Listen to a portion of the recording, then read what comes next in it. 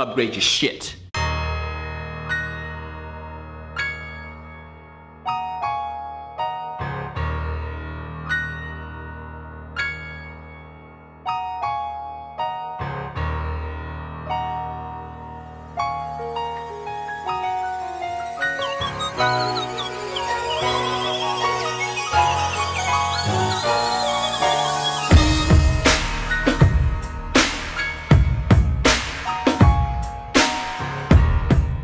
Yo, what up? I'm Coach RT3. I am Not a What. And we're the Upgrade Guys. Welcome to this episode of the Upgrade Your Shit podcast. We're happy to have you back. Once again, if you haven't gotten an opportunity to jump on the Upgrade Mobility membership, check that out on our website, theupgradeguys.com.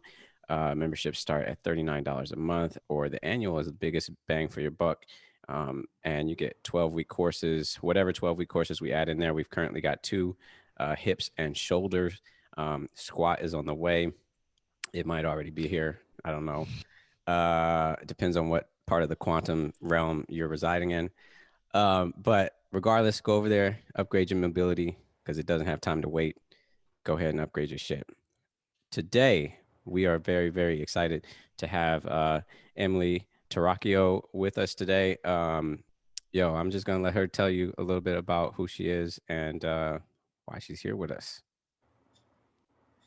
Cool. I just was told that my internet connection is unstable, so I apologize for. It sounds like a direct attack on you, right? You're like, oh, yeah, I am unstable. Fuck. Internet is just a reflection of my insides.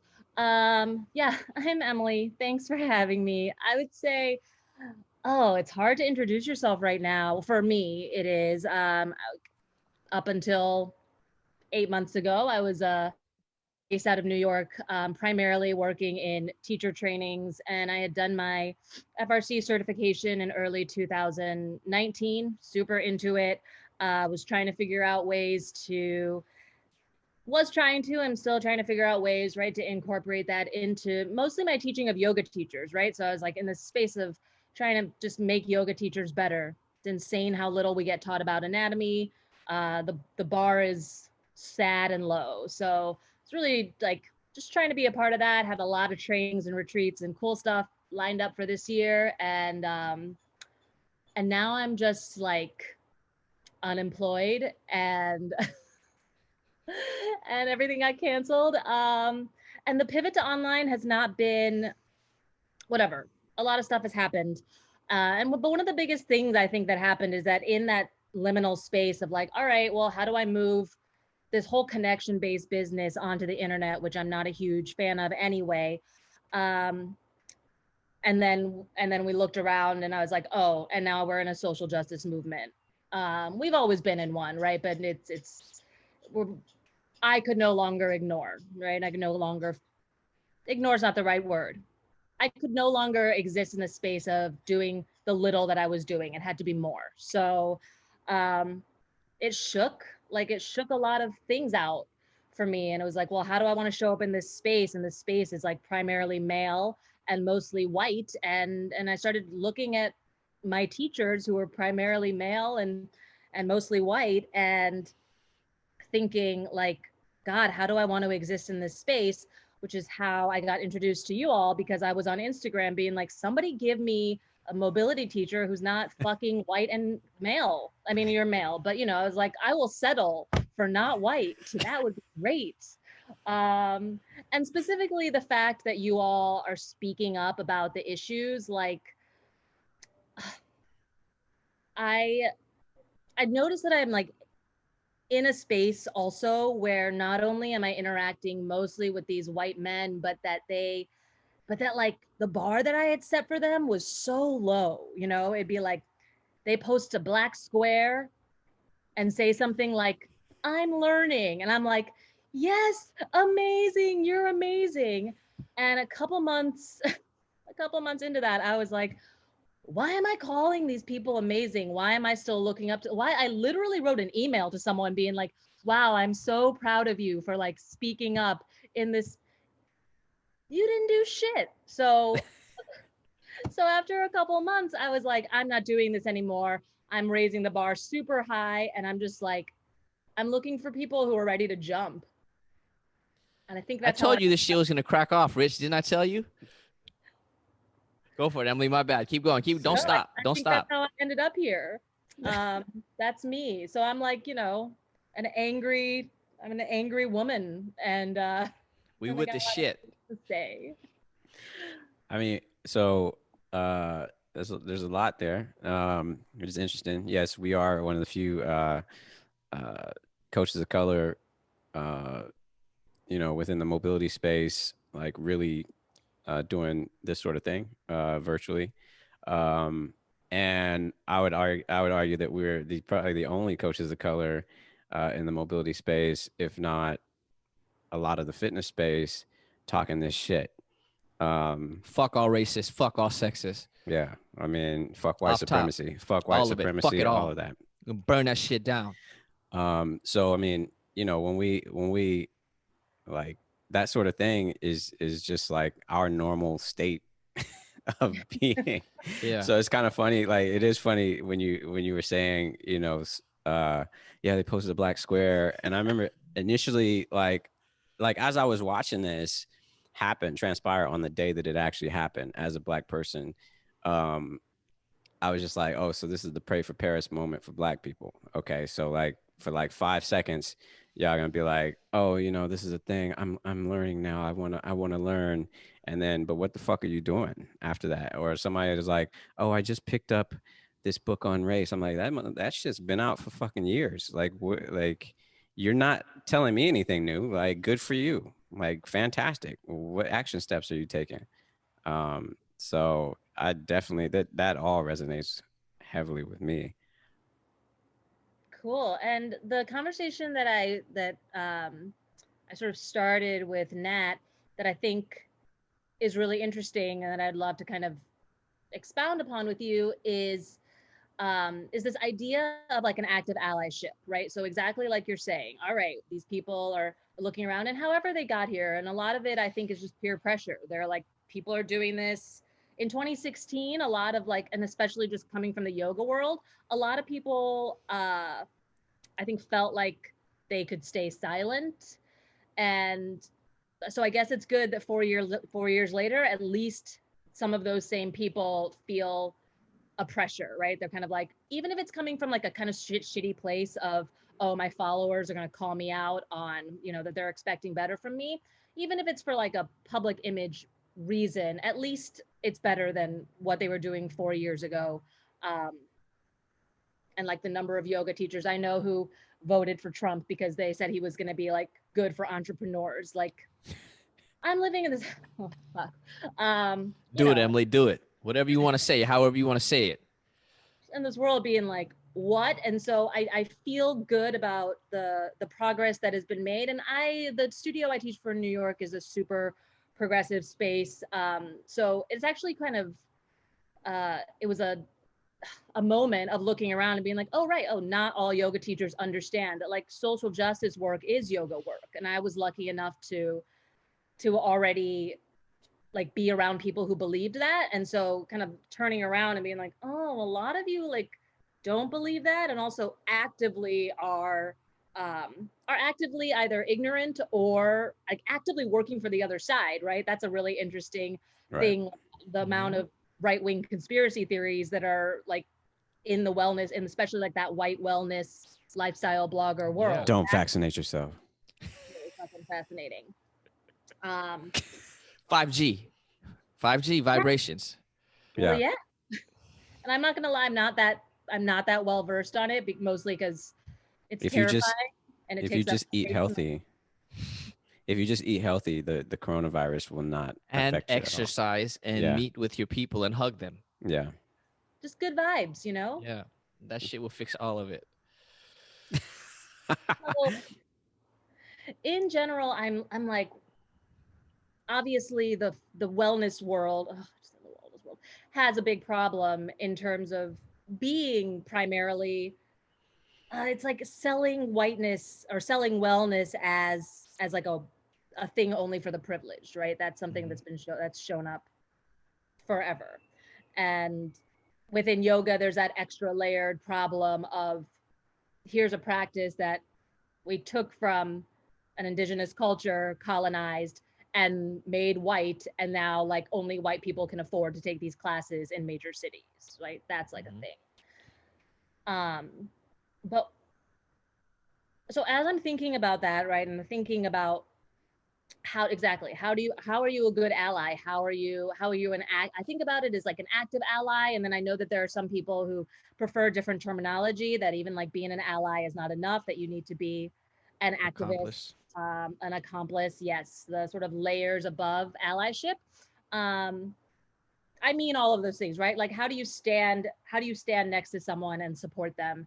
And for me, that uh that connection in my mind is, I think, and even as like a person of color, right, I'm like, cool, I'm not black, I don't know what that experience is like as we're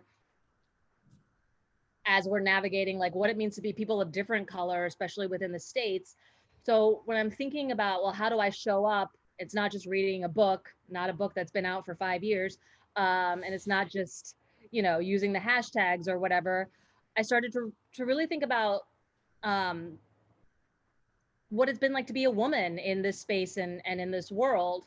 And I told Nat that, he was like, come on the podcast, talk about something. And I was like, oh, okay, fine. Like, what do you want? In my mind, I was like, okay, cool. Like, what sort of, not that I thought you would be like this. This is just where my mind went. I was like, all right, what sort of like Asian American female in the yoga world box do you want me to fill? And he was like, talk about literally whatever you want. That's it.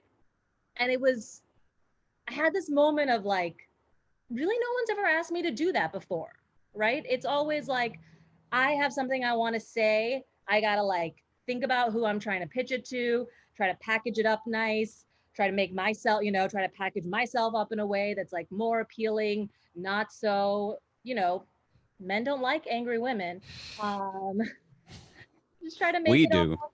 We do. We like you however you are. Yeah. And that's that's a strange thing to hear. And I think when you're talking about people like not understanding privilege, I really have been looking around and thinking like, wow, I'll look at a person and I'm like, wow, you have never once in your life walked into a room and been like, I don't belong here, right? Like, the space was not meant for me. And if I want to be accepted here, I might need to shift some of the things I say. I might need to change some things about me. I might need to learn how to sugarcoat some things. Those are skills that we, for whatever reason, like as different types of minorities, have been honing our entire lives, right? Just to get like Mm-hmm. a little bit of recognition and just like trying to sneak in the door almost and be like, oh, and then when I get here, I got to make sure like I'm not too this and I'm not too that, but I'm like just enough of this so that it will be like palatable to this whatever That's whoever's in charge. Rich, I know I can feel Rich has a fucking bunch of shit to jump off on right now, so I'm gonna shut up. But because you're basically like you and him are like fucking quantum. Go, Rich, go.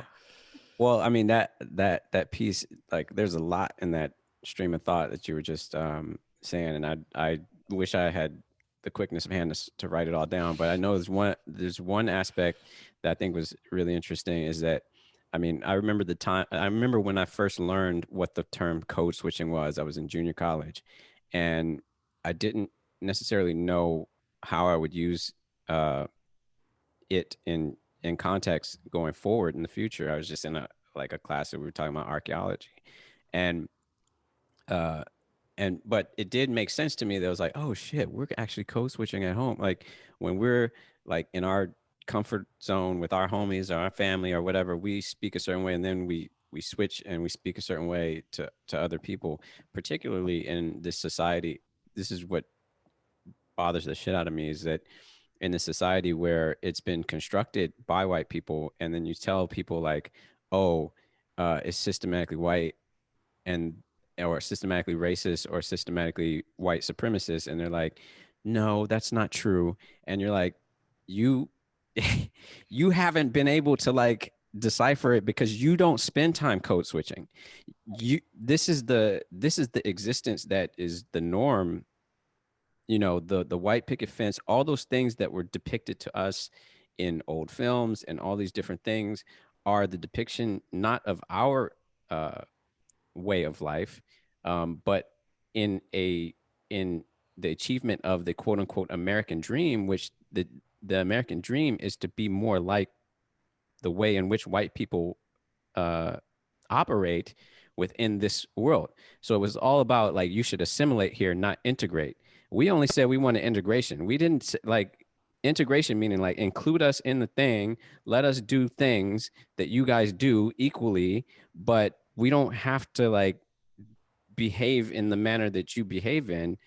Like we can have mutual respect for one another, but I'm going to speak the way I need to speak, and you can speak how you want to speak. We can learn to understand each other because it's a privilege to be able to say, no, hey, Asian person, I need you to communicate with me in the way I need to communicate. Hey, black dude, I need you to communicate with me in this way that makes me feel comfortable. Hey, Latino dude, I need you to communicate. Can you cut down the accent just a little bit? I need you to communicate in a way that works for me. Right. So we Right. always got to meet them on their turf, and it's never they've never been forced to come to our space and operate in our space and get out of their comfort zone. We always have to be living constantly Yep. outside of our comfort zone. Right. Absolutely. And assimilation is not like if you look up the definition of assimilation, like that's not what's going on. What that's saying is if you want a normal life, if you want to have a chance of success, like you've got to not be who you are and be more like us if you want a shot.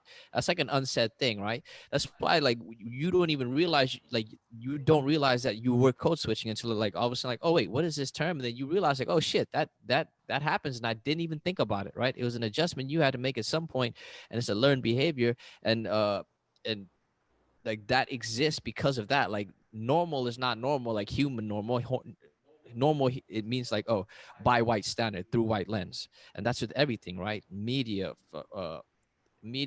education, like the way they tell history, all of these things, right? And before you came on, Rich and I were just going off on basically the lenses and media and whatnot. But I wanted to talk about that thing you sent me about always be my maybe. Yeah, I was Did you excited read about it? that. I did read it. Yeah, I just read it this morning. It was What's up? great. Do you want to sort of tell the people about that a little bit, or what you feel are the salient points, and maybe we can get into that some? Because Rich had a bunch of good shit from that too.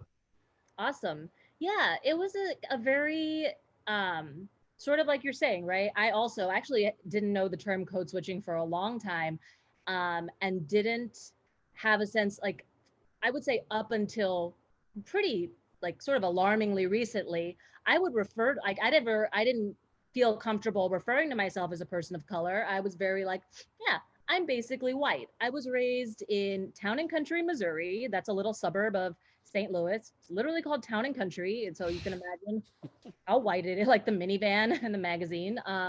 So, it was like a super white area, but there was a pretty, I think for Missouri, there was a pretty big Asian population. So for me, there were like these sides of my world, right? Where like school was white, and then church and Chinese school were like where I was Asian. And I didn't fit in church and Chinese school because like it's really interesting to be like the ways in which I don't belong in American culture. I also like don't really belong in Taiwanese culture.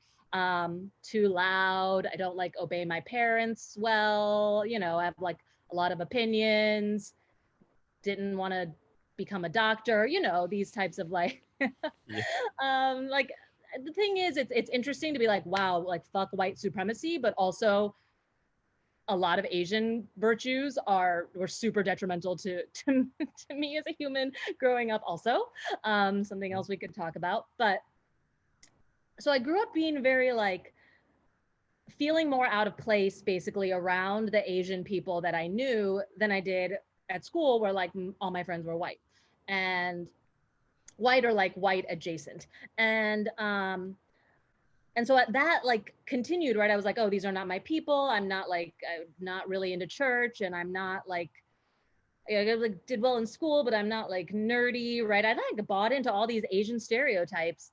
and wanted to differentiate myself from them, and like felt better being like, yeah, like I'm more or less white. And even worse than that, would buy into that kind of like, oh, I'm like white but exotic. Jesus Christ. Because that's what white dudes were telling me. And I was like, if white dudes tell me something, you know, like that's flattering and good. And that's something like at age 37, I am still trying to be like, no, do not be flattered by that. It gets in deep. So I grew up, you know, and I had this sense, and I didn't have any real connection to like Asian media, right? I was like, I don't really like. I remember Joy Luck Club came out when I was a kid, and then Crazy Rich Asians came out. And a lot of my Asian, this is like what the article is about, right? A lot of my Asian friends were like, "This is so cool. I see myself represented. We usually don't see ourselves. We're like a whole movie of Asian people," and I was like, I'm not like a rich person from Singapore, so this doesn't make any, you know, I was like, this does not make any sense to me. Like I had no, I didn't see the movie and it didn't appeal to me really in any way. And then, and so I was like, I sort of tumbled on this, was like, yes, representation totally matters. I see how it matters for other people. For me, I was like, I'm fine. You know, I have these facets of my identity. I see them in movies. I don't feel not represented. It's fine. And then I watched Always Be My Maybe. That came out, God, how long ago? Maybe like a year ago now. I think a year, probably 2 years. Maybe 2 years. Yeah. I mean, what is time anymore? And you know, I actually had to like learn to like Ali Wong because she's also sort of like an irreverent, louder Asian person. So I had a lot of like before I knew who she was, I had a lot of people who would meet me and be like, "You remind me of Ali Wong," you know, and I was like, "Cool." So like the one Asian, like, like an Asian person like with an opinion. But you know, before that, it was like, "Ooh, has anyone ever told you look like Lucy Liu?" And I'm like, "No, that's just like the only Asian girl you've ever seen in your life." When I was living in New York, there used to be this. That's like you're different. You're like the Barack Obama type of black dude. You're not like those others. Those others. What? Yeah, there used to be like a man who would sit on the corner, I remember, of like 77th and Lexington on the Upper East Side. And every time I walked by, he would be like, "Hey, Lucy Liu." And I was like, should I be flattered? Because Lucy Liu is hot, but I also don't look anything like her. But so, you know, that's a whole rabbit hole right there. Yeah, that's a whole. Yeah, you're going to have to stop me because we could go.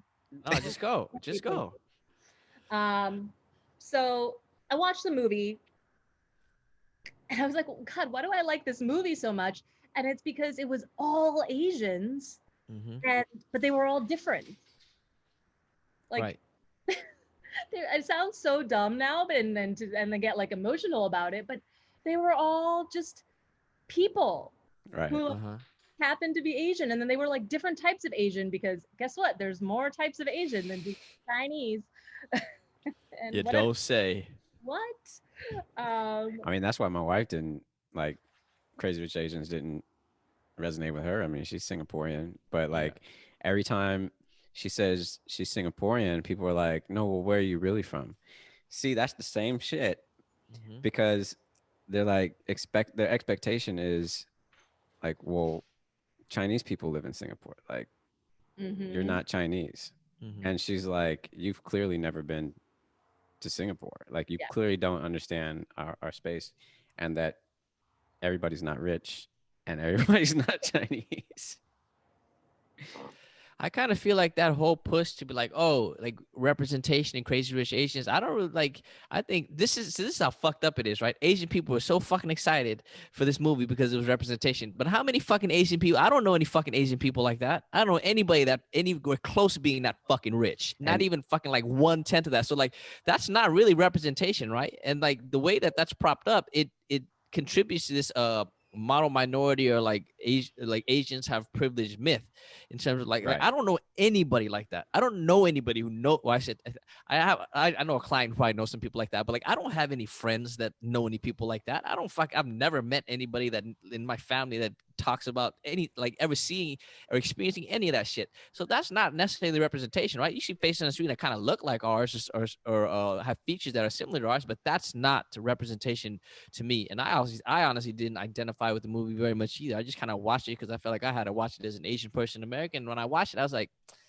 I don't really rock with that shit like that. Like that's fucking like that and that like the movie itself is problematic to like the plot and all that is problematic in a whole bunch of different ways to me as well. So yeah, fuck Yeah, that and shit. it's just truly that's so.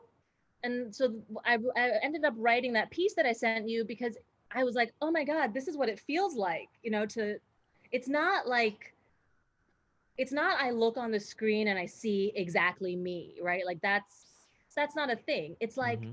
I see that I have the possibility of being whatever I fucking want to because all these different people are whatever they want, right? And that's what white people see in the media all the time everywhere because they're the norm in the media. Um and it was such a light bulb moment where I was just like, "Oh yeah, this is really cool. More people need to tell more people need to tell their stories."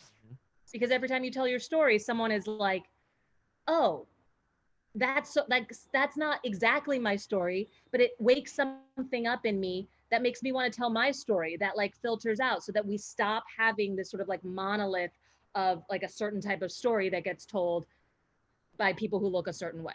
All the time, every time. I was just when I read your piece, I thought it was interesting. Um, in general, the representation thing was interesting because from my perspective, you know, as a black person and person of color, it's like obviously we've been uh like the tip of the spear as far as representation from the very beginning, you know, and so the wedge has been driven open by black people in this country along every aspect of life, right? And I think oftentimes, so like, you know, when you think about opportunities to be work for a just work for a company here in the United States. I mean, think about this: 60 years ago, 50 years ago. Like my dad's 70; he'll be 70 coming up. Just 60 years ago, like how many people, like non-white people, held managerial positions in companies? Period. Like that. Yeah. And so like to push open and create these spaces for all these people to come through. And like I think, you know, when it comes to like film, I think that's a powerful space that can be positive and negative, you know, as far as like representation goes, because when you don't control the narrative, or when you don't control the writing, when you don't control the, you know, what gets said or how you're depicted, then you're forever in this kind of, you're in whatever space they want to design for you Right. to be, right? And so like when I lived in Korea, for example, the only thing that Koreans, a lot of Korean people had seen were certain depictions of black people, you know, and that's either through whatever characters or roles were in the prominent films, right? Because if you went and dug into more films and found stuff, but how hard was that in 2006 or 2000 or whatever, when internet wasn't readily available and all these different things? So being able to like go deeper and find other representation is hard when the blockbuster films are the films in which you're depicted in certain ways, and so that becomes the narrative. um, they said they started making black presidents in the early 2000s, and so like the whole world was prime for, like, Morgan Freeman had been president. uh, I think he had been president twice. Who else? The dude from the Allstate commercial, he was president on 24. See, why you like, why does he know all this shit? I was like, because they were the first black presidents. Like, Yeah. like Barack Obama was not the first black president. These were the first black presidents. They were all there on television being president, and people were like, oh shit, that's trailblazing. Yes, because there's been 40 fucking presidents, and none of them have been anything but a white male. Even though they tried to be like, oh, the who's it was one of the vice presidents when they put out Yeah. Kamala Harris, one of the vice presidents, they were like, oh, he was Native American. That dude was white.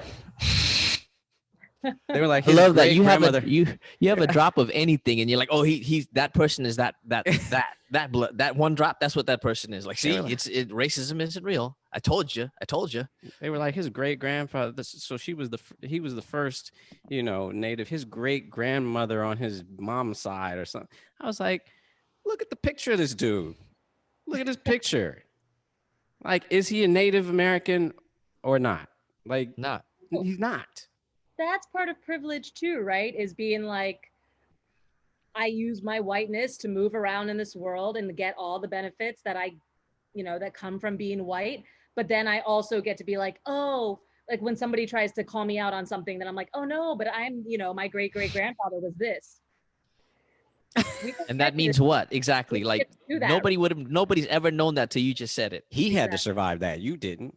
Go back and talk to him and see Yeah. what his experience like. What you could be like, oh, my great great grandfather was black, but you exhibit no like Traits, no like any phenotypical recognizable. no phenotypical traits of being a person of color, and yet you want to ride your grandfather or great grandfather, and you never got a chance to ask him what his experience was like 50 to 100 years ago.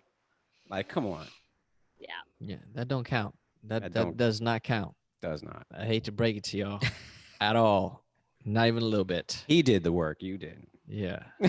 Straight the fuck up. I also. Oh wait, go ahead.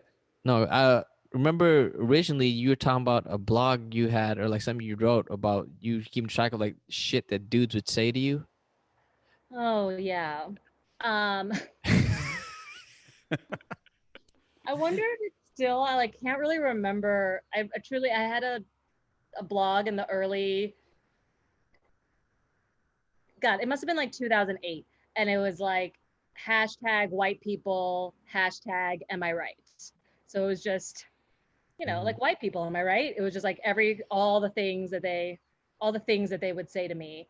A lot of that, where are you from stuff. No, like a lot of that, like, where are you really from? Which is like a very interesting thing to hear in this sort of like, oh, America's a melting pot. Like, I have never been able to tell a single white person in my life.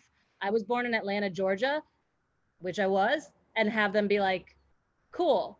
It's always okay, but no, where, like, what? And then like they're trying to figure out, like, what they really want to ask, but they're like think it's rude is, what are you? What are you? Yeah. What are you? I'm like, just what are you? Like, we're never like, yo, so you were born in Michigan? Oh, okay, yeah. But where's your family from? Where's your family from? Yeah. Like, where are they from? No, but where are they from? We never like go any further than like, oh, you were born in Michigan? Okay, cool, Exactly. whatever. Exactly. Like, I don't give a shit whether your grandfather was from Ireland or fucking who cares? Britain or France. You here now. fucking, what are you doing with that? Yeah. But it is that, right? It's like, they basically just want to say, what are you? But that also illustrates the fact that, like, your idea of what American is obviously not somebody who was born here or somebody who lives here and pays taxes and follows the same laws or whatever, right? To you, Right. that's not what an American means. That's why every, like, nobody's ever, where you from? I was born in LA. No, but where you from though? I'm from California. Oh, but where's your family from? What do you mean, where they from? They're from Earth. Like, it's like, because they want to get to, like, oh, what kind of Asian are you? Exactly. What kind of Asian are you? And Like, oh, what kind of Chinese are you? What is that? What the fuck? What kind of or Asian or whatever? You know what I mean? Like, yeah, I like that. I like that. Sweet and sour pork. Oh, get the fuck out of here. it's like they want to know what kind of Asian you are, so that then they can exactly make some sort of connection between like how they know something. So my favorite one is, I'll say that usually, like, that my family is from Taiwan. My favorite response to that was somebody was like, oh my God, I love Bangkok. Like, amazing. Another great, It's Taipei. All right. It's Taipei. another great moment with the white people. For me, I'm just gonna write it down. This one sticks out a lot for me. I once was in, I mean, also just the places I go. I was in Hershey, Pennsylvania, where like the Hershey chocolate factory is.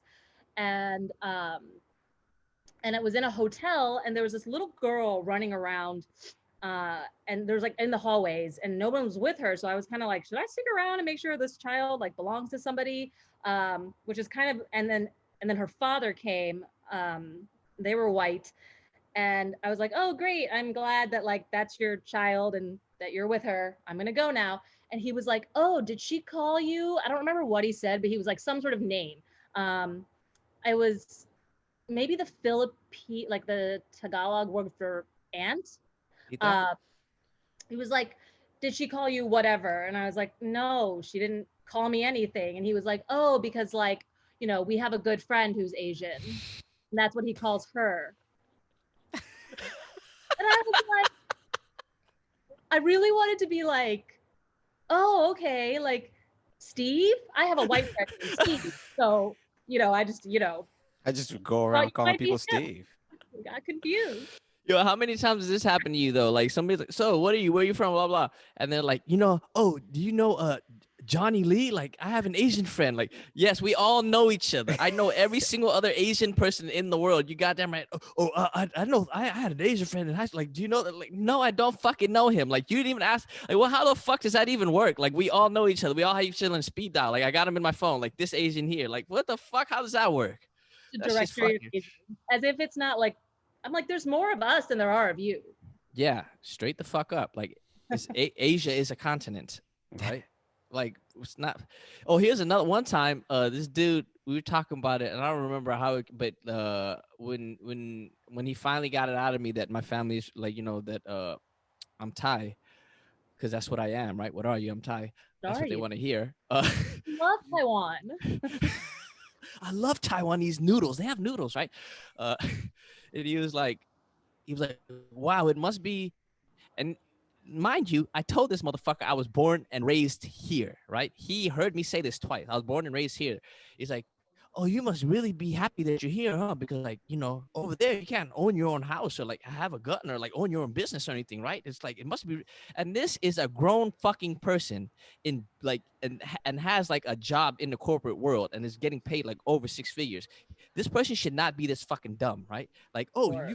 because you can own your own home here and have your own business and oh yeah, because you can't own a home in Thailand and you can't have your own business in Thailand. You're right, because we're communists, right? Is that what it is? It's like, uh, yeah, uh, have you been to Thailand? No. Do you know where Thailand is? No. Have you ever read anything about Thailand? No. Well, so why did you assume that you can own your own house or your own gun or your business there? Yeah, you didn't, right? You didn't fucking think about it because the way that you live your life, you need not think about how something's going to come across. You need not wonder whether or not what you're saying is coming across well. You actually don't even care because you know in the end that you will still be afforded the same privilege regardless because you've always lived your life that way. That's that's their whole I think that's the whole rationale for not wanting to be quote unquote politically correct, right? Like I think uh like we said earlier with regards to code switching and all that, like we as people of color have had to speak in certain ways, for the vast majority of our existence, which then um in my eyes is being like politically correct, like you don't say certain things, right? But then it seems like this big affront to this collective group of people is like, well, I want to be able to say whatever I want. And I'm like, well, but I mean, the world is free, right? And let's like, hey, the freedom of speech was not meant for you to be able to go around and say whatever the fuck you want to whatever whoever you come across, right? Like that's not what that amendment is there in place for. So let's get that clear That's not because what our president said. because God damn it. freedoms come with responsibilities, right? So like you have the freedom to walk up to the first person you see and say whatever the hell you want to say. Call me the N word though. I dare you. I dare you. Somebody like you have the freedom to do that, but I Yeah. then also have the freedom to whoop your ass, Yeah, which it's is from which consequence. just yeah. There's consequences. But this is You're the not thing getting though, like rid of that. it's like literally when we're talking about like how does a fish know that it's wet, right? if you've literally lived your whole life encased inside of that, think about what it's going to take to penetrate it, right? And I've been telling this story lately because there's a dude in my building who parks in a space he does not own. So at one point, they were like, "Hey, tow him." I towed him, and he was like absolutely livid that his car got towed, and he wanted to approach me about it. I was like, "Well, do you have a parking space? No. Do you pay for a parking space? No. Did you know that you weren't supposed to park there? Yes. Well, but I do it all the time. But you don't pay for a parking space. You parked in the space you were supposed to park in, next to the sign that says you will be towed if you park here, and you are upset that your car got towed, and you want me to explain to you why your car got towed, and that you feel like I should have come to you and let you know to move your car. What? Well, how the fuck does that work? Like, and then now you're demanding that you get a parking space for free for a year because you broke the rules. And like this dude is like dead serious, like fucking like just completely indignant that he has to go through this. And in my head, like I just don't know how to pierce through the wall of this, right? Like I'm like literally I'm fucking lost. Like, and I'm trying not to slap the motherfucker. But like if you like it's crazy to me how entitled some people are and are like completely blind to it. Like I don't know what kind of life you had to have lived for that to be possible. I mean, a really, really limited one, right? And this is actually, how much time do we have? Oh, Just we got curious. as long as you need, as long as you have. Yeah. We however much time you got. Like, I got a lot of things to say. Um, that, so if we come back to the idea of, right, like ally, accomplice, activate, like whatever, person right next to you, this is what we're talking about. Like, there are these people who they've surrounded, exactly, they don't know that they're wet, right? They've lived in this world. They're surrounding themselves with people who look like them and who are at roughly the same like education, like life experience level, and they think that that's, so they're like, that's what the world is like. Done. That's why, right? So just to tie some of that all back together, that's why these types of movies and it's like, are they're so important, because that means for me watching a movie like Always Be My Maybe means that, you know, not that I'm going to make a movie about whatever, but I'm sure that it definitely woke up a lot of other young storytellers who were like, oh, they did it, I can do it too. Then we have more stories out there. Then there's more of a chance of like somebody like this asshole you're talking about, maybe one day seeing like a feature film where he has to confront that not everybody is exactly like him and his experience is not a universal truth.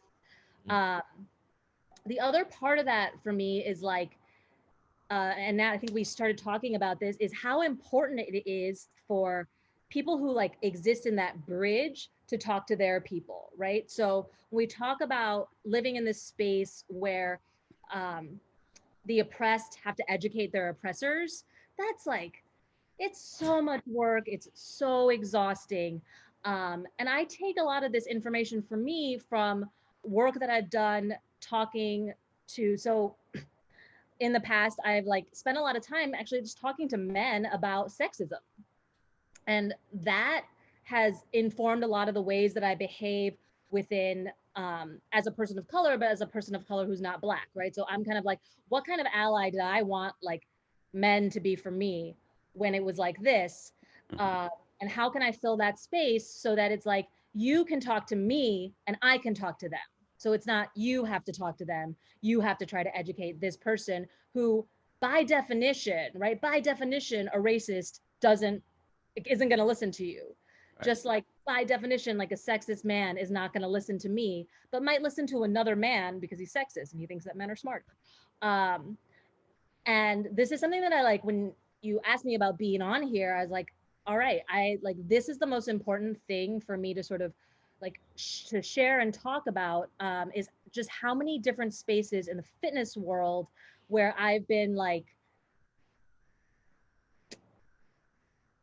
God, I wish I had an ally in this space to help me talk to some of these men. So back in 2017, I did a training. I took a training.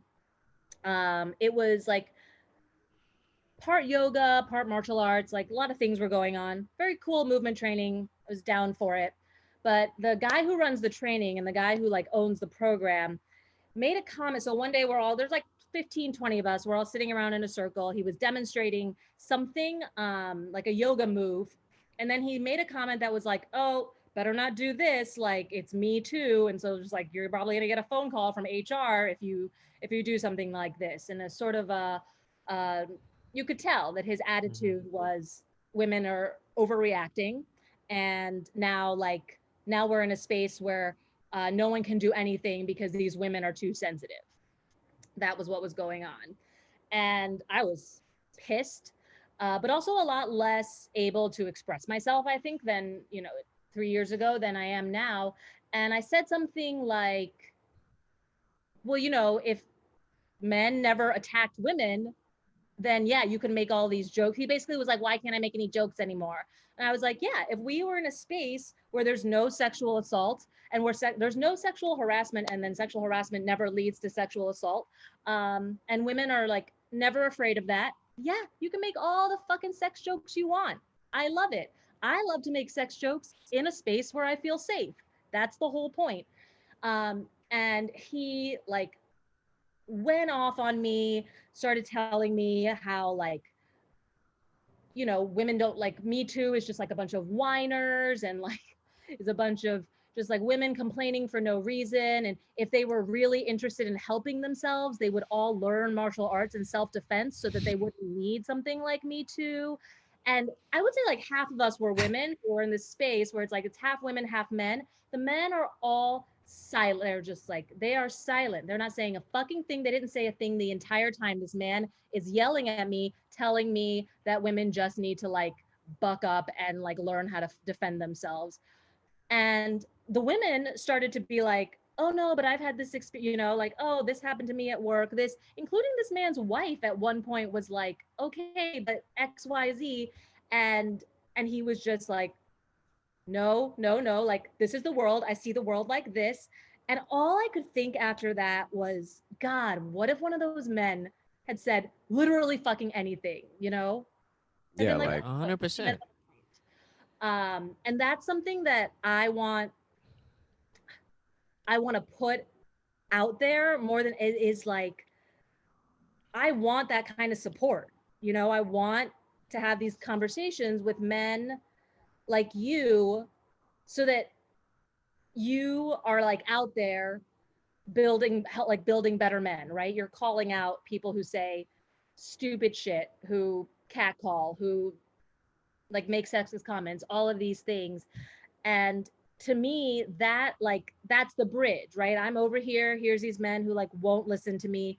You form that bridge. And I think that's the bridge that we're trying to build across also these like racial discussions. So all of us have a space in which we're the ones. I think all of us exist in all of them, right? All of us have some kind of privilege, have some sort of space where like we need to be the ones talked to. We all have some sort of space in which like we're the oppressed, and we all have a space where like we can be that bridge in the middle. And to me, that's like the point of all the work. Like that's all I'm trying to do these days. Now I know yeah, I just said a lot. definitely Sorry. think that you're right about that. Like we all have overlapping space. It's like and we all have work to do and jobs to do, or within the space that we have power. And um I think that a lot of people, like you said, different people have varying degrees of quote unquote privileges, right? Like, as Americans as a whole, maybe we have some collective privilege over some, person in some parts of the world, right? But then there's all those small bits of, different layers to it. And I think like that's the thing that I think a lot of people just cannot get through their head. Like the fact of the matter is that through global colonization and through conquest and all this sort of stuff, the framework for which this society as a whole has been built is built upon the notion of white superiority. The only uh, group that of people who kind of resisted that to a degree would be like the Mongols and then China itself. To be able to maintain itself as as like this is culturally us. But even there, as you said, like, you know, there are still, Chinese Christian. There are still, like you are praying to a white Jesus. Like that does not make any sense to me at all. Um, the ideas of you know, this kind of way in which we structured all of our society. I was just telling Nat before this because we were talking about the movies, like in films. I was like, does like if we like I really love Korean films Hmm. for whatever reason. I mean, I lived in Korea and I enjoyed watching Korean films when I got there because I went to a couple and uh, I was just like in my head it was weird because it was my first experience. I had watched some foreign films, but I had never thought to watch any films from like China, Korea, Japan, or um, whatnot. And I just remember watching it like, damn, that was a really good film. And in your head, you're thinking that, but at the same time, you're like, why should I have been surprised that this was a really good film? And then so we started this discussion on like the storytelling and the stories that are told. And like obviously when you're based in Korea and you're making films for a Korean audience, or you're based in China and you're making films for a Chinese audience, the stories that you get to tell are so vast, right? But then like if you're trying to make a Hollywood film or whatever, the story has to be it has to fit this type of structure, and it has to tell this story as it relates. So even if I'm telling the story of these people, is within the context of this system, whereas I would think that as a in China or in Korea or whatnot, you can tell the story as it relates to this space. And so I think that's why I liked Korean films too, is because I got to learn something about their perspective on the world and the day-to-day life and issues that may be faced in the thought process behind, how life is lived in this space. But then I asked the question too, is does that get to be told in such a way that is uniquely Korean or uniquely Chinese?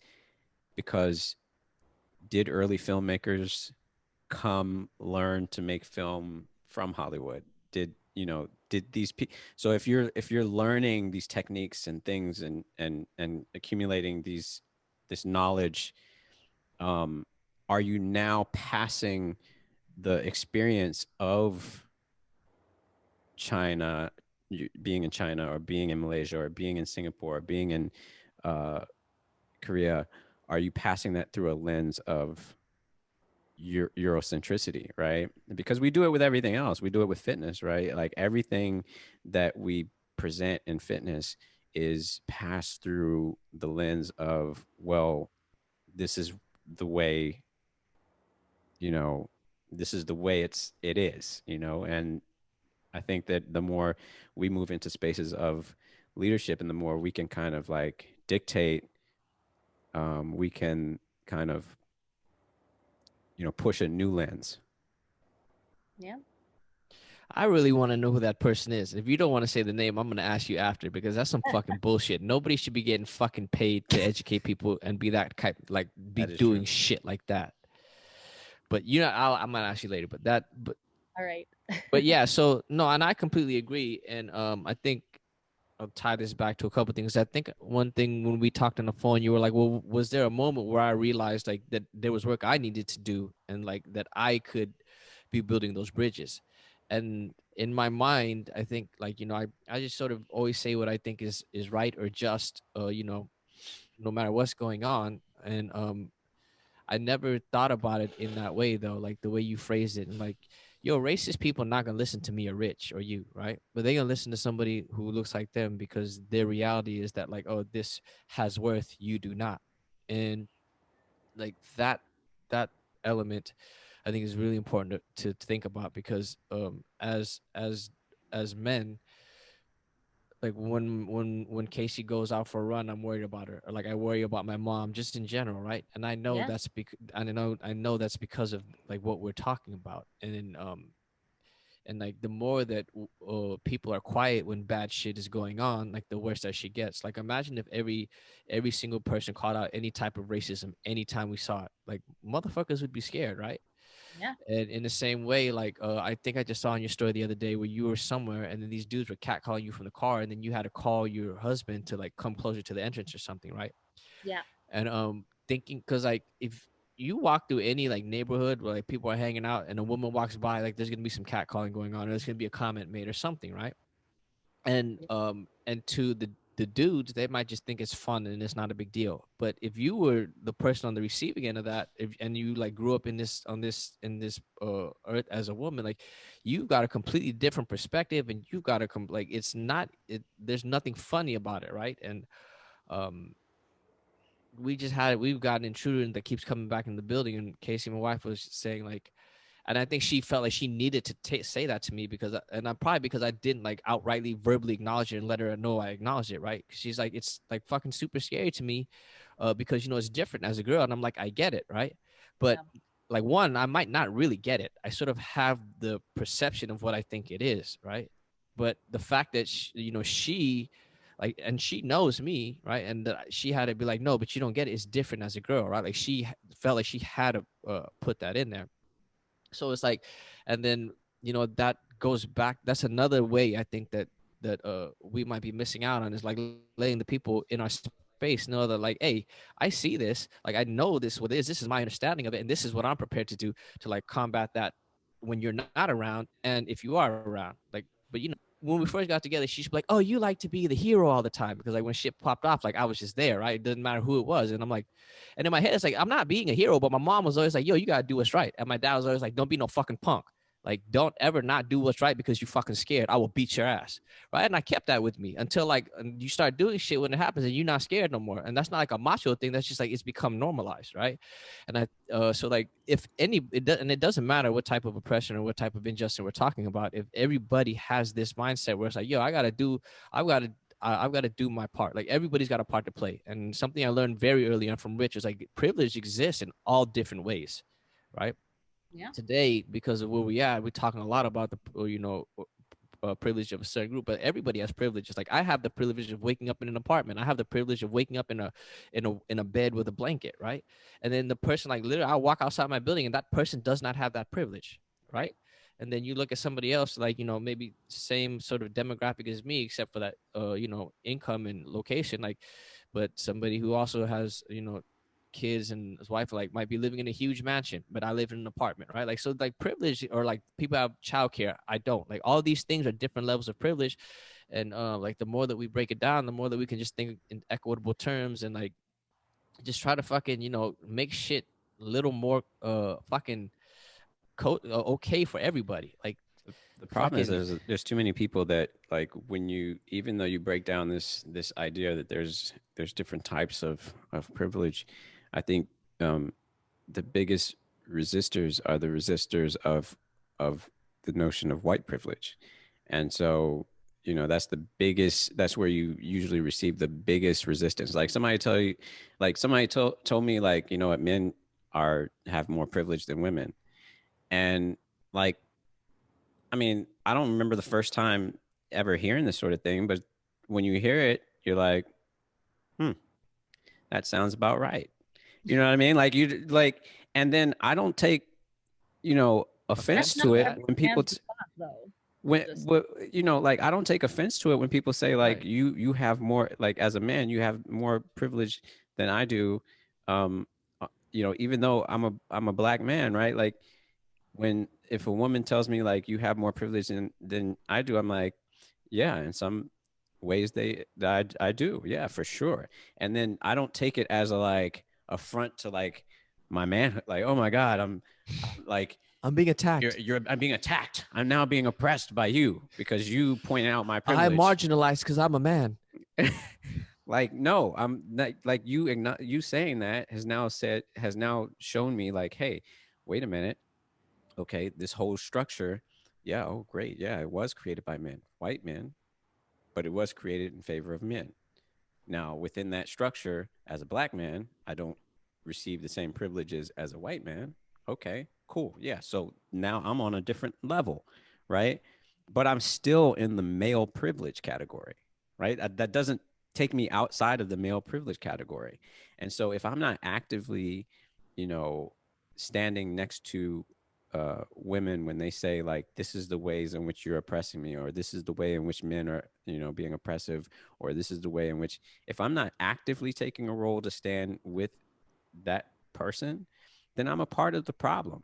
And so that goes all the way, you know, into this whole like, oh well, you know, I don't believe there's white privilege. Okay, so you're refusing to acknowledge that there's this thing that was created by white males, which is our society and our structure and all of this sort of thing, because we didn't have hands in all of that. We've done things to help try to amend that or try to change that. All of us collectively have tried to amend these things, right, to make it more equitable because of the way it was initially struck. But we haven't reached, you know, like Dr. Kane said, you know, we're not at the end point. We're not at the promised land. Like we've got a lot of work to do and a lot further to go. And I think that's the thing that people uh, neglect to realize. They think of it as a destination, but I don't see it as a destination. I don't see it as like happening before I die. I don't see it as happening before my child dies. But I see my role as making so let's take it back to mobility, giving creating capacity, so blasting open more capacity by doing the work on a daily basis, doing my fucking pails and rails, you know, to do the work on a daily basis to create more space for work to be done by the next generation, by my son, who will then carry on and say, oh, you gave me this amount of workspace.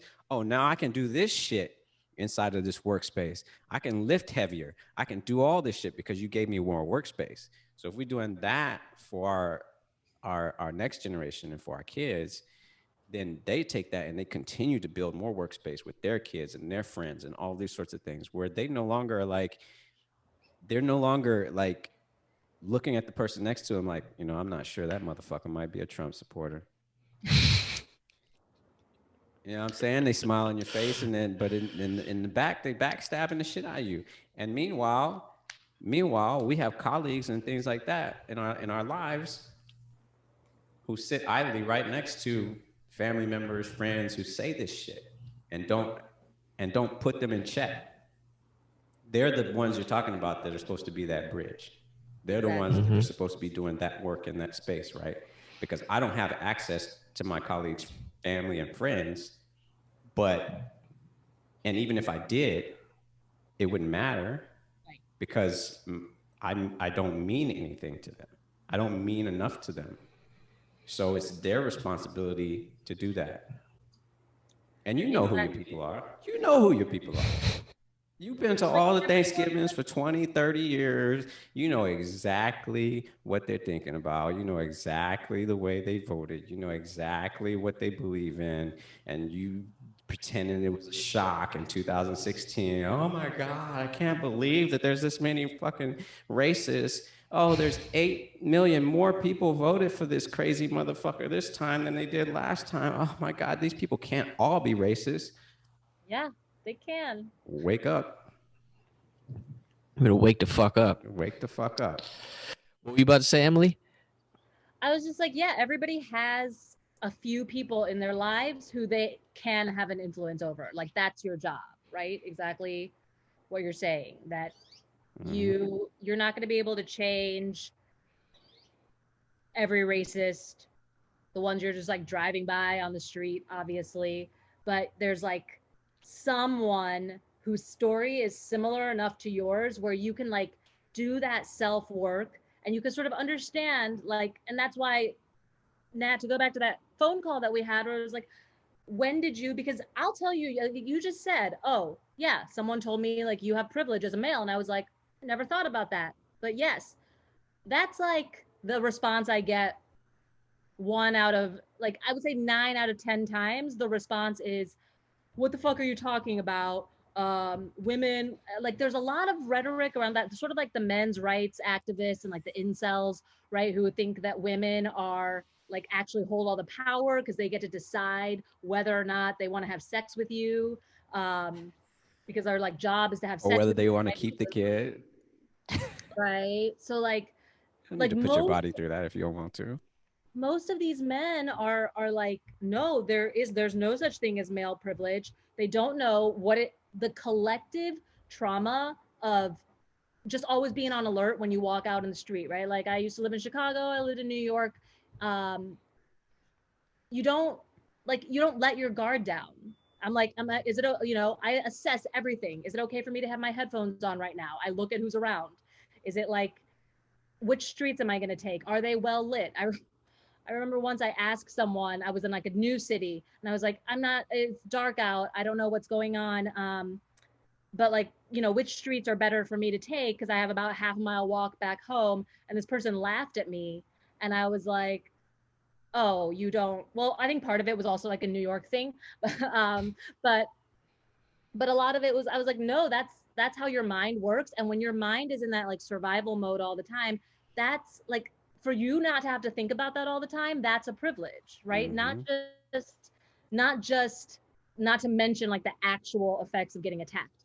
um, so I think it's so important for people who get it to be doing that self inquiry. That's like, how did I get to be this way? Why do I understand this? And how can I use that to be able to explain it to somebody who's maybe like quite similar to me but hasn't made that connection yet, or hasn't had that realization. And I think that's true for both racism, sexism, like literally for everything. I saw something. I don't remember where I saw it, but it was like statements from women about what they would do if there was like no men or something, all right? Yeah, I saw that And too. did you see that? And Yeah. like that, like running Like at night, walk or down the, yeah. walk down the street at street with night. my headphones on and shit like that, right? And it's like that's the shit, like shit like that should really be able to like, oh, like I Mm-hmm. feel like that should penetrate the veil to like, it should be easy for that to penetrate the veil. But I don't know that it does, right? And that's like when you asked me that question, I was really trying to think. I was trying to pinpoint, like, was there a time where like all of a sudden I was just like, oh, I get it. But I think for me, it was just like gradually I started to because I come from a place too where like I was always on guard, and like I'm always, like hyper aware and stuff, and hyper vigilant. But as I've been sort of dealing with that shit, I think it opened up more resources for me to sort of be able to look at things in a different way, right? Because when you're in survival mode, the way that you assess everything is, and Rich will tell you, like I'm like, you are a threat, and I must demolish you, or like, oh, this person's cool, but I still gotta watch them, right? Like I just just be aware of them. And like when you rap, when and you know this, when you have that much, like that takes a lot of energy, so like your A resources are limited. lot. So I think what happens is my resources start coming back online and start dealing with some of that shit. And it was easier for that veil to be pierced because there was less distraction. And Mm. but again, that could like just be completely untrue, and it might have been like I was just so dense and so far in it that like it was just too thick, right? So like I don't know what it was between the two, but I know now as I look back that that's sort of what was going on with me as I started to hear some of these things, even though like I've always known, because I was grew up, my mom, my grandma, my sister raised me, like I constantly was always aware of like because I was already hyper vigilant as a kid. So like, especially with them, I was hyper vigilant for them too, right? And just like you said, like, should I have my headphones on? Like, who's around? Like, or like when my mom goes to the bank, when she goes to the store, when my sister's walking somewhere, like, these are all things that I was also currently keeping tabs on, and like, I felt like it was my responsibility too. And I don't really know what the catalyst was that for that was, but as you like, ever since we had that phone call, I've been trying to think like, were there definable tipping points, or like moments where or like actually was like, oh, like a light's been turned on. And I can't really think of very many. Like I said, it was really gradual for me. I think I just always still learning as you go, but yeah, I I don't think even know how fuck I got there, but I think the resources thing is an important thing to think about. Like you're saying, like being in this constant fight or flight mode as a female. and then is very similar to the experience when it comes to race, especially as a black person here in the U.S. You're constantly in this fight or flight mode when you see law enforcement, um, coupled with just general operation during the day, right? Like in this country, like that there are the violence that happens in this country on a regular basis is excessive. Way more excessive than a lot of other spaces and that you're in. And like, for me, there's a clear, and I've told people this for years, like we spend a fair bit of time most years in Singapore. And every time I go to Singapore to visit my in-laws, like there's just like all this shit is just like let go, right? And people don't get this at all. They're so hung up on this stupid shit about like I need to have my guns and they're gonna take my guns and all this other fucking bullshit. And I'm like, there are more civilized fucking places where they're just like, we don't need guns. Oh well, they're gonna be overrun by tyrannical this or that and the other. I'm like, no, they've just fucking grown the fuck up and they've realized that in 2020 we don't live in a fucking hunter gatherer situation. We're not trying like the unless you're trying to acquire countries are not trying to acquire other countries' land. They're doing it by other methodologies, which is technological shit that you have no part in. It's all financial and it's all technological and it's all that sort of shit. Unless you're trying to go to the Middle East for those actual resource things, right? So we're not looking at a world anymore that you have to be afraid of some fucking like siege by something. The and Mongols are coming. and if that's the case, you spending your entire life living in so much fucking fear. These dudes who are out here like pounding their chest about their fucking guns and pounding their chest about their fucking warrior workout and all this other shit, this primal bullshit, trying to go back, harken back to all this other, primitive, like even the word primal is a fucking primitive fucking thought process. All this Right. primitive like brain shit. Like when we should be evolving and moving past that sort of thing to live in a different sort of way. When I arrive in places like Singapore where like there are no guns floating around in the street, the police don't discharge haven't discharged their weapon in fucking God knows how long. Um, I'm able to, as a black man, know that like my interactions with police there are not going to result in my death. Not, period. No way, shape, or form, period. I don't think people fully grasp or understand the feeling of knowing that any interaction with a police officer in Singapore 100% will not result in my fucking death. A cousin-in-law told me they got to fill out so much paperwork and do so much shit regarding like taking their weapon out and discharging it that officers don't even really do that. And on top of that, they know there's no fucking guns in the country for the most part, unless they're there fucking illegally. Which in that case, when you like pull that gun out, guess what's gonna happen? Right? Like you are going to be penalized in such a way. So you better be ready to die. That's basically what's being said there when you let people know that you have that level of weaponry in that country because you didn't get it by legal means. Period. Yeah. You know what's funny is like the amount of guns in this country and the amount of people beating their chests about their guns and all this shit was still going on, right?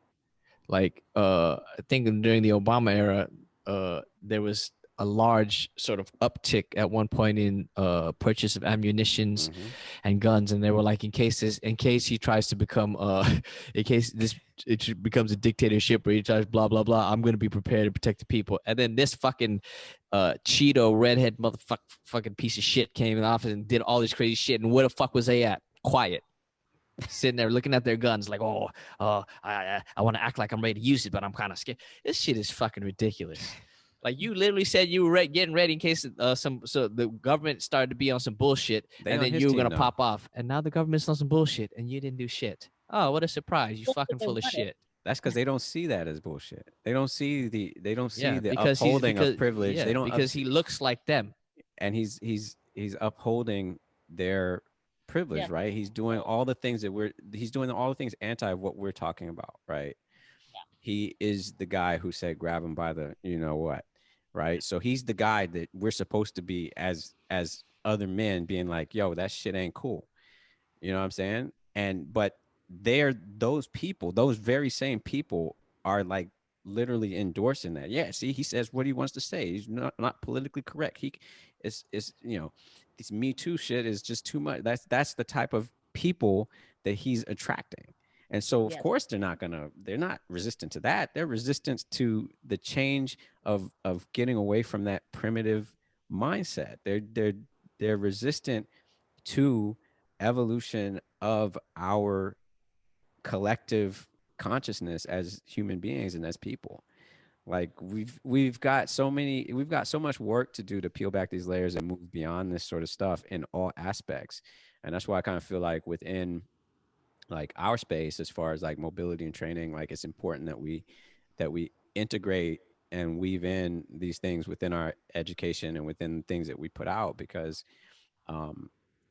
that's a part of like blasting open space in the space that we have the most power and control within. So it's like you said earlier on in our conversation about yoga as a form of activism. That's the space in which you have an audience and you have power and you have a way of connecting with people, and within that space that we all have, because we all have them, these little spaces, whether you have 10 people following you or supporting you or you have 10,000, it doesn't matter. Like, you have a little space to work with, and that little space can be influenced, and then that group can influence others, and then it just collectively becomes a movement as a whole. Damn. Absolutely. Yeah. I love the way you use like the metaphors, right? It's like you're never, if somebody comes to you and they have no internal rotation, you're not trying to turn them into a, into a world-class baseball pitcher. You're like, let's get you a little bit. Yeah. Let's get you something that resembles a shoulder. Yeah. Let's just start with a little bit, and then a little bit more, and then a little bit more. And that's really, I think that's a really vital part of just being able to stay within any sort of activism, right? Because when you not dream too big, but when you look at the scope of it, it's so easy to be like, well, fuck, how are we ever going to get there? But like you're saying, it's you're influencing your little sphere, they're influencing their little sphere. It doesn't have to be these giant movements. And we know from these principles of mobility work that it's the everyday little repetitive shit that gets results, not one giant action. Right. Adaptation takes time, and it takes multiple inputs, and it takes consistency, right? Human nature is just that. Like, there's not. That's why, like, all this like hacking stuff, like biohacking and all these things, like, to me, like, you trying to hack a system that's billions of years in the making, like, but you figured out how to hack it. That doesn't make sense to me. And we all wish that we could just snap our fingers, and like when my kids go to school, nobody's gonna say, oh, the Asian twins, right? We all hope that, like, when Rich's daughter is like 12 or 13, that we're not worried about her when she goes to the dance or she's walking home from school, right? But if we're being honest, like, that's probably not the timeline, but that doesn't mean that we shouldn't still all. But that should also should be encouraging to us, because like that means that like our opportunities to do work are fucking huge. It's like the opportunities to do work are vast right now, and you can find them anywhere if you're paying attention, right? And if you can't be doing that shit with somebody else, and you could be doing that shit with yourself. Like we're always gonna have shit to work on. So like it's discouraging, but it also like it shows like it shows us that there's potential, that there's passive range of motion. We gotta like we gotta fill that up. And then in some of the joints in our society, like okay, we've got to earn that potential, and then we can fill it up. But there are a bunch of spaces now where we can just go fill it in and start doing work, right? But it's not gonna happen fast. And like I think totally what you say is true. Like when you think about it, the fucking magnitude of this shit is just like it's fucking all the way back. It's in religion, and people are like, so like and Rich uses this term all the time, like the insidiousness of it. And like that, if you stay in that, you're like, fuck, this is a lot. Like, how are we ever gonna win this shit? Like, yeah, we're not gonna win when I die, right? We're not gonna win when like we're not here, but we're gonna win at some point. And, like but we are not gonna win way out there if we don't start doing the stuff now. And it's just like mobility. Like pick the needle mover and start plugging away at that shit, and just become obsessed with it. And like, okay, I took care of the shoulder. Now I'm gonna go take care of the hip. Now I'm gonna take care of the knee, right? And everybody is doing that in a different space.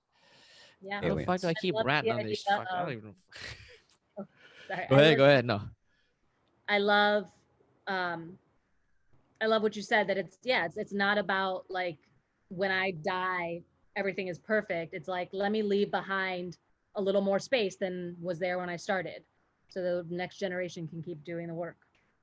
We just gonna keep upgrading everybody's shit until the aliens get here. The aliens test our capacity. A few months ago, the aliens was like, "Yo, I think we about to be up, bro. Like, ain't nothing left. Like, we're gonna have to come down and handle this shit. These motherfuckers are getting out of control." Hey, it's funny because like we keep talking in terms of capacity, and building something, and like, the question is like, why? I think I was writing something the other day, and I was thinking about like something along the lines of all of this, and about like how we've come along over the years as a society, and how we're like, how we're moving. Like everyone thinks this is like the way we're kind of moving about life is unnatural, right? Like, oh, we're sitting more, so it's unnatural. Oh, we're doing this, we're unnatural. I'm like, but nature created all this shit. So like the outcomes that come from us, or the things that we output, still came from nature, even though we created like machines and pollution and all this sort of stuff. Like it's a part of the process. Like it's not contradictory to the process. We can try to go back to that way of living, but we know what the outcomes are of living in the ways in which human beings lived 1,000 years ago. Everybody tries to like glamorize it and be like, oh, it was so much better then, but we weren't there 1,000 years ago. The people who made us were survivors, essentially. They survived the shit, right? Like, because there was so many things to freaking die from, right? Like from the moment you were born, it was like Russian roulette. Oh, you might get what is it? Measles. Oh, you could get diphtheria.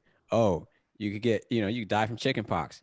Oh, like just a plethora of shit that you could just have like been X'd out for, right? All types of mental things that existed that we didn't know how to treat, or we didn't know how to like help people out of, and you just got discarded as a fucking person. Like, well, that something's off with that person. They're out there. They're a fucking witch. Like it's just like all that sort of shit.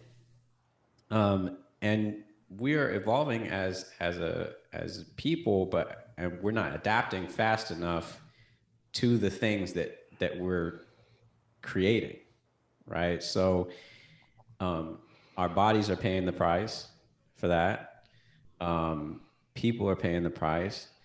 And I think, if we can like kind of take a step back and think about like what we do, like we're all FRS. We all work in some way trying to help people understand that joint mobility and, you know, capacity for movement is key, and that's to your longevity. So we're essentially trying to help people live a better life in more ways than one. Hopefully feeling good throughout this extended longevity that we've been granted, or that more people have been granted. And at the same time, trying to, you know, blast open the mental consciousness alongside of that, which I think is, you know, it's two pieces of work going together at the same time. But they're definitely related, right? It's like understanding your body the way, you know, most, I'm sure you start out with clients. I start out with people in yoga who are like, I'm like, this is your body. Well, you know, this is Yeah, your for hip. real. This is your This is foot. it. This is your toe. Did you know that Exactly. Like your they toe truly, could move? they have no connection to it. And in the same way, it's like we're also trying to do the work of like, do you have a connection to your soul and like who you are? Do you understand why you believe the things you believe and where those things came from? Um, and like, do you care about being a good person? Right? I think it's like it's all connected. And to go back to what we were saying earlier about just like how fucked up it is that when the wellness space becomes really really exclusive and really racist, um, it's so innately screwed up because wellness is not one thing, right? You can't have uh you might have like the healthiest joints, but if your mind isn't healthy, you're like still not you're not a healthy person, right? Right. It's Mm-hmm. all of the pieces have to be in place, which is why I say like, yeah, yoga, like if you're going to do yoga, it also has to be activism. It also has to be self-care, because you can't just be well in like one space. You can't be separated into your mind and your body. It's everything. Right. And the way you feel in society. And the way you look at that things is going to be different depending on what you look like, right? Like, what was the just the other? I feel like recently, Rich, there was something you were talking about where the podcast. Remember, you said there was like 300 something podcasts, and there was like how many people of color in there? Oh yeah, it was 380 some odd podcasts, and there might have been two or three people of color total on on all the out of all the episodes there. And this is supposed to be a wellness podcast. Um, and I'm gonna air them out anyway. Is wellness the wellness mama, and a couple of people were like, "Well, shit, that sounds like a shitty podcast already," you know, just the title alone. But you know, my thing was like, okay, how are you gonna have a wellness podcast and not be inclusive of the vast like array of coaches of color, wellness professionals of color, because you know, wellness, like from my perspective, is going to be different uh, from some other person's perspective, right? Like the lens at which Black people are going to look at wellness is going to be different. The lens through Asian people are going to look at wellness is going to be different. Um, it it really just being able to have conversations with people who are different and see the world through a different lens or experience it through a different space is important. And for me, like, how do you have a podcast with that many damn episodes and not think to yourself once, like, oh shit, like we don't have. Matter of fact, we're gonna ask this white dude that we asked last year to be on this podcast for a second time. Like, oh shit, we like you just ran out of people to like you had to come back. Like you got 300 some odd episodes, you ain't got no people of color, and you had to come back for more. You know, it's mind boggling. And then to like you said earlier in our conversation, we went through this big period this year of or this year of 2020 of really having an opportunity to take a really hard look at making a big social justice push, and still you haven't invited any people of color to come on your podcast after this entire big ass movement of amplify black voices. Like all like you still did not come to your fucking head that you're like, oh shit, there's all these fucking people over here that I never thought to bring on my goddamn podcast. Like, how blind do you have to fucking be? That shit don't make no sense whatsoever. And that really, like, if somebody is listening, they're like, so what? It's one person's podcast. Let them do what they want to do. I would say we have to realize that, like, yeah, that's a privilege in itself for you to be able to say that. But like when we're talking about representation matters, because like if you, I think with you, like it resonates when you're like, yo, I'm like, I'm loud. I got a lot of opinions, and like I'm not. When you think of it, like when if you approach an American, like, oh, describe the traits of an Asian person, right? They would be like, oh, they wouldn't describe what you see as me, right? And because of that, like for me, as an Asian person, like when as a kid, you don't see yourself reflected in athletics. You don't see anybody like you in the NBA. You don't see anybody like you in the NFL. And when you see somebody that looks some like similar to you in the movies, and you're a man, you're either like the nerdy dude, sexually inept, or like sneaky and villainous, right? So if you're a child and your parents are always at work and you just like left to your own devices, a lot of your sense of self comes from what you see around you. That's in the media. If the media dictates to other people who don't know about you or people that look like you what that perception of an Asian person is in their mind has been created by the media, that begins to bleed into like people's identities, and they start to think that that's what they're supposed to be. They start to think that those are their ceilings, that those are their possibilities. And if you are a person in this space, and let's say you haven't been in the space long, and you already feel like you're other, you show up to educational events and you're the only one, and you feel like you can't like just openly talk to people. You got to be careful. You got to peep the scene first and figure out who's like who you might be able to talk to, who might not be, or whatever. In the same way, like the podcast, especially with that amount, it feeds into that thing where the norm, the standard is just this, right? Like all this group, this is normal. Like this is what we go through, this is what we hear, this is what fitness, this is what health. So then when you start thinking about it, you start forming your brain around like how you do your job, or like how you're going to help yourself, or how you're going to help somebody else, is through that lens again. And it doesn't offer the perspective or the nuance of different people. Yeah, like all humans adapt from a physiological and biological standpoint. Like some things are always the same, but there's way too much that's completely different, and the way that we approach those things can affect those things that remain the same, the physiological and biological rules, because humans are also biopsychosocial beings, right? And that's where the danger in those things are, and that's where those things become problematic. So it's not just like, oh, it's that person's podcast, let them do whatever they want. Because I guarantee you, if it was the other way around, you would be fucking hot and bothered about that shit. And you like the same people would be like, oh, that have want to joke about Me Too. That's the same type of people. Like they'll be butthurt if I talk bad to them. Then all of a sudden, I'm like, yo, but it's just words, and I was just exercising my free speech, right? But you mad that I called you a punk ass bitch and I told you I was gonna kick you in the face, and that your mom looks like an ugly pig. It's freedom of speech though, like So Hey, I'm about to pull a gnat. he got to go pee. So there's we got a supporter named Muzan Lee.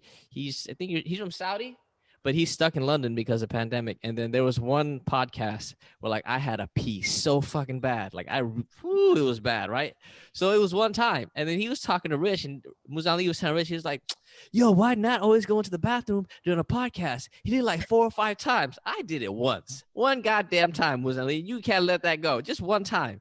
But it's funny because he told me this story last week, and then last week, since he said it right before the podcast, the whole time I think it was in my head, like, shit, I hope I don't gotta go pee. Shit, I hope. And then I had to go pee during the goddamn podcast. So I was like, this motherfucker Muzan Lee jinxed me like a motherfucker. I drink a lot. I drink a lot of water, and I got to teach kin stretch before this. So like, I do the kin stretch class before this. So by the time it's done, like I'm sweating to death. Like I'm like literally drenched in sweat whenever I teach kin stretch, most classes. So like I'll be downing water right immediately after, and then we got the podcast an hour after. I'm like, oh shit, I gotta hold my pee. I gotta hold my pee. What part of Mexico are you in right now? I'm like an hour outside of Puerto Vallarta. Are you staying at like a resort or Airbnb? Yeah, we rented an Airbnb for a month or so. Do you know where you're going next? I don't. That's exciting. There are a few possibilities. California's a possibility. Where at? I don't know. Just somewhere on the West Coast. I just I don't want to do winter anymore. So, Shit, who you telling? you know, figuring it out. This is the year. Yeah. Yeah, everybody said 2020. Everybody said 2020 is a bad year, or like everybody's always looking at the negativity surrounding 2020. But I think a lot of people didn't like. A lot of people don't see this as an opportunity. I think that's one of the major problems, that people didn't see. People don't see this as an opportunity for growth, right? Yeah. There's a lot of flux, a lot of change this year. A lot of things have happened. Um, there's a lot of ways in which the pandemic has affected people's lives negatively. But at the same time, I think it's affected a lot of people's lives in somewhat of a positive way. I mean, a lot of people found out they really maybe didn't like the person they were with.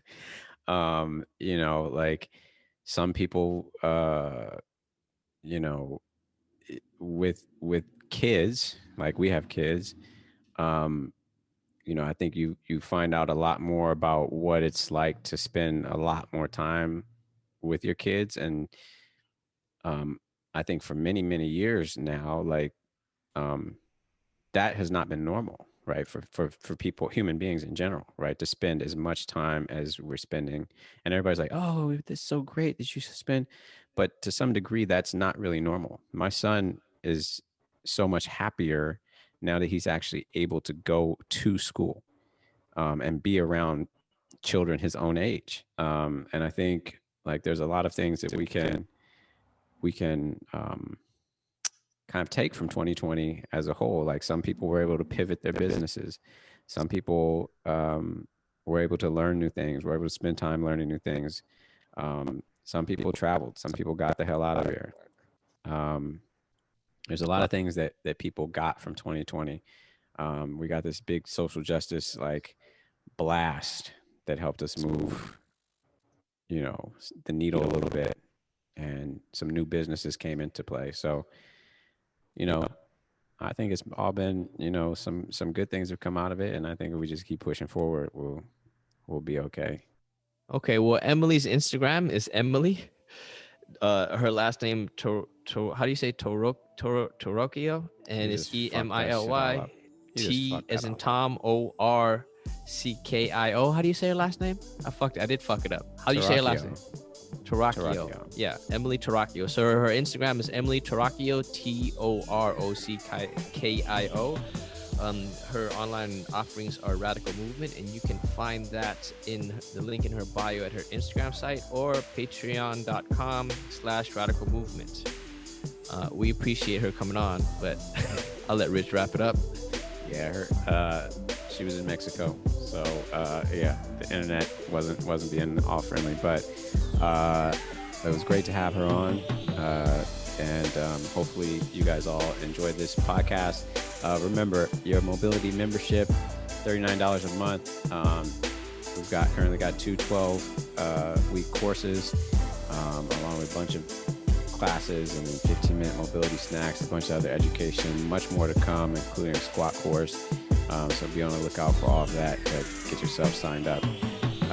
Peace out. Upgrade your shit.